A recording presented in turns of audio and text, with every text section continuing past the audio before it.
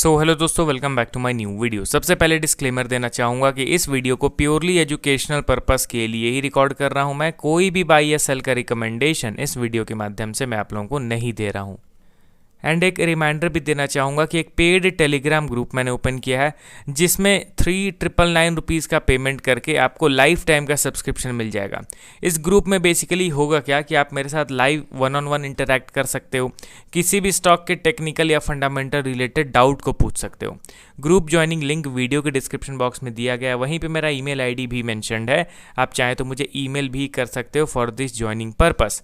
तो चलिए स्टॉक्स की ओर बढ़ने से पहले एक बार मार्केट का मेजर ओवरव्यू देख लेते हैं। Major overview in the sense Nifty and bank Nifty का चार्ट एनालिसिस कर लेते हैं, जिससे ये पता चल जाएगा कि एक्चुअली में हमारा जो इंडियन स्टॉक मार्केट है वो किस दिशा में जाने वाला है। क्योंकि ध्यान दीजिए, आप पर्टिकुलरली कितने भी स्टॉक्स का टेक्निकल एनालिसिस कर लो, but most of the time market के डायरेक्शन के हिसाब से ही वो स्टॉक्स मूव करते हैं।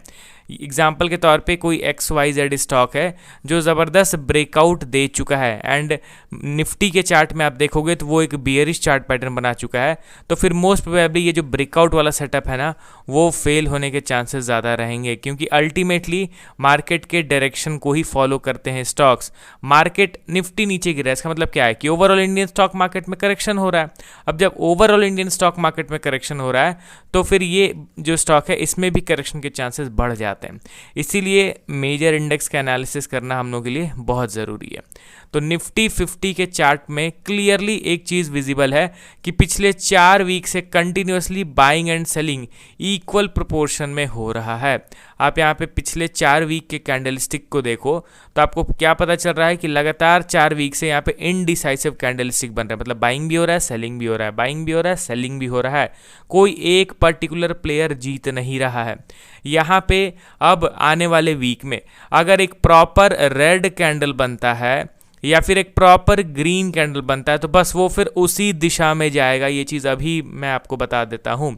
क्योंकि अगर कोई स्टॉक ऊपर की ओर मूव कर रहा है, टॉप लेवल पे इनडिसाइसिव कैंडलस्टिक्स बन रहे हैं कंटिन्यूसली, इट मीन्स यहाँ पे बाइंग सेलिंग दोनों हो रहा है एंड कोई एक प्रॉपर क्लोजिंग वाला कैंडल बता देता है कि फाइनली ये किस डायरेक्शन में जाने वाला है। मतलब कि बायर और सेलर्स में जीता कौन, ये प्रॉपर एक गुड क्लोजिंग वाला कैंडल बता देता है। अब सपोज कीजिए कि यहाँ पे बन जाता है इस तरीके से एक प्रॉपर रेड कैंडल, यहाँ पे ये वीक क्लोज होते होते एक अच्छा खासा रेड कैंडल बन जाता है, तो मैं उम्मीद करके बैठ जाऊंगा कि नहीं भाई, बाजार अब अच्छा खासा नीचे गिरेगा। जितना भी बायर सेलर्स को पार्टिसिपेट करना था कर लिए, एट द एंड सेलर्स जीत गए। और अगर लाल कैंडल बनने के बजाय यहाँ पे इस तरीके से एक ग्रीन कैंडल बन जाता है तो फिर मैं क्या उम्मीद करके बैठूंगा कि चलो भाई, अब मार्केट यहाँ पे finally after a long time, after 4 weeks consolidation bullish हो गया है, तो यहाँ से फिर मैं ऊपर का जाने का उम्मीद लगा के बैठ जाऊंगा।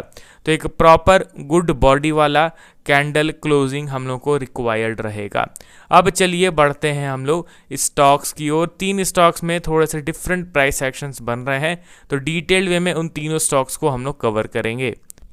पहला स्टॉक हमारे लिस्ट में आपके सामने है VOLTAMP, यानी कि वोल्टैम्प ट्रांसफॉर्मर्स लिमिटेड। करेंटली देखा जाए तो 9562 के लेवल पर ट्रेड कर रहा है। इसके कमेंट्स मुझे काफ़ी ज़्यादा आते हैं एंड इनफैक्ट मेरे पेड टेलीग्राम ग्रुप में भी मेरे प्रीमियम सब्सक्राइबर्स ने कमेंट किया था। तो जब मैं इसका एनालिसिस कर रहा था तो देख रहा था कि हाँ भाई, ये कवर करना वर्थ इट रहेगा ये स्टॉक। अभी करेंटली इसका स्टॉक भी देख लिया जाए तो 33 के आसपास है। देखिए, डिटेल्ड फंडामेंटल एनालिसिस तो मैं यहाँ पे कर नहीं रहा हूँ, क्विक ओवरव्यू मैं इनके वैल्यूएशंस का एक बार देख लेता हूँ तो पता चलता है कि अर्निंग के हिसाब से स्टॉक प्राइस में भी तेज़ी है, इन लाइन है। ऐसा नहीं है कि ये अंडर वैल्यूड है। समहाउ जितना अर्निंग इसका बढ़ा है उस हिसाब से इसके स्टॉक प्राइस में भी तेज़ी आ चुकी है। शेयर होल्डिंग पैटर्न देखा जाए तो स्ट्रांग है, बट पिछले कुछ क्वार्टर से बड़े प्लेयर्स स्लाइटली अपने स्टेक को ट्रिम किए हैं, जिससे पब्लिक का जो शेयर होल्डिंग है 10% से बढ़ के 15 हो गया। हालांकि ये उतना नेगेटिव नहीं है, क्योंकि प्रोमोटर का होल्डिंग 50% से गिर के 30% हुआ है। अब इन्होंने ऑलमोस्ट अपना 40% स्टेक डाइल्यूट किया, तो इसमें हुआ क्या, कुछ FI ने खरीदा, कुछ DI ने खरीदा एंड कुछ पब्लिक ने खरीद लिया।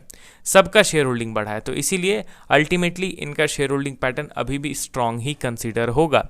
एंड टेक्निकली अगर आप इसके चार्ट को देखोगे तो आपको पता चलता है कि ये स्टॉक यहाँ पे एक बेस क्रिएट करता है अराउंड 6000 लेवल।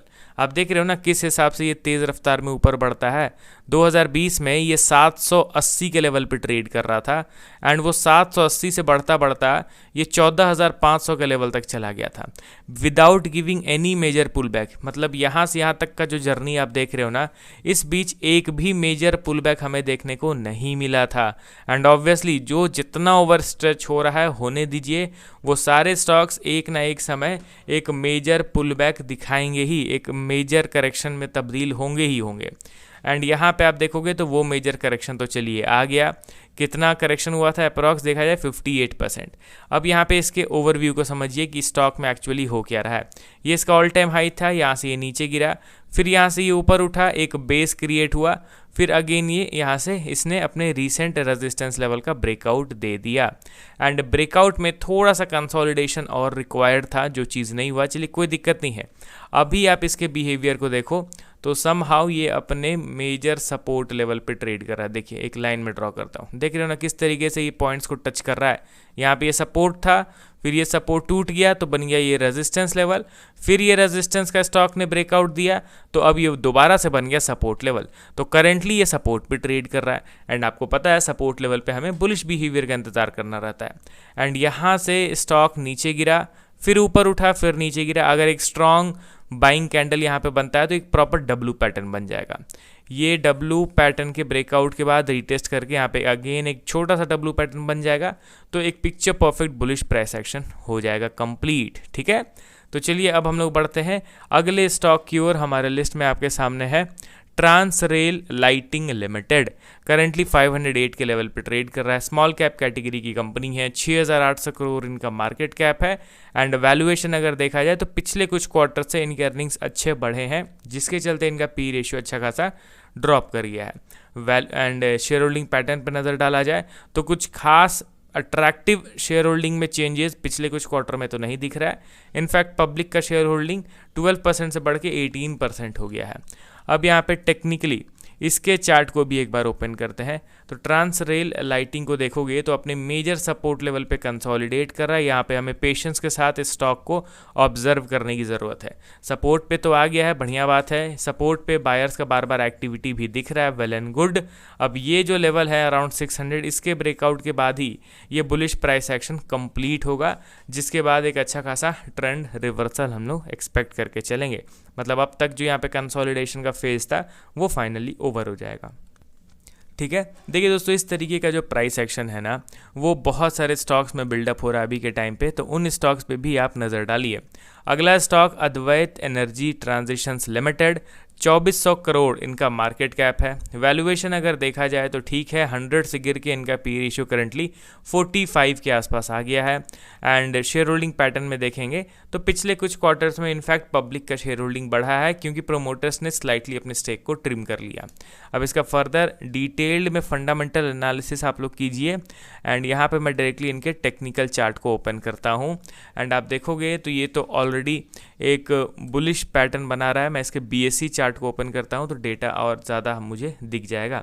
अब यहाँ पे देखिए दोस्तों, ये अपने मेजर ब्रेकआउट वाले लेवल पे ट्रेड कर रहा है एंड इस लेवल पे स्टॉक कब से कंसोलिडेट कर रहा है, फ्रॉम 2024, यानी कि अप्रॉक्स देखा जाए तो 2 साल हो रहे हैं। ठीक है, 2 साल हो रहे हैं स्टॉक को इस लेवल से बार बार रिजेक्शन फेस करते हुए। यहाँ पे इस तरीके से एक रेजिस्टेंस लेवल हम लोग ड्रॉ कर लेते हैं एंड यहाँ पे दोस्तों कंसोलिडेशन थोड़ा सा रिक्वायर्ड है। ठीक है, उसके बाद ब्रेकआउट के बाद एक अच्छा खासा बुलिश मूव हम लोग एक्सपेक्ट करके चलेंगे, जिसके बाद मिनिमम टारगेट जो है वो अप्रॉक्स 3500 प्लस का हम लोगों को देखने को मिल जाएगा। तो ये एक परफेक्ट बुलिश पैटर्न बना रहा है, इसको थोड़ा सा ऑब्जर्व करना है हमें। चलिए मिलता हूँ नेक्स्ट वीडियो के साथ। Okay then, bye bye.